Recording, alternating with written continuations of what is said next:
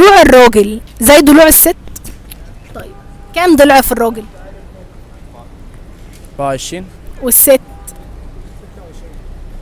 23. 23. ايه اللي انت بتقوله ده؟ 36.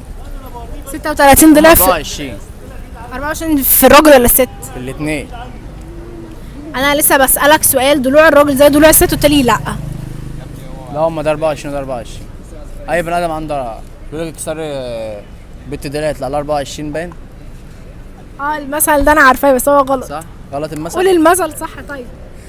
اكسر للبت دلع يطلع لها 24. هي بقى كان عندها كام قبل ال 24؟ ده كام قبل ال 24؟ عندها كام قبل ال 24؟ كام 24. ازاي؟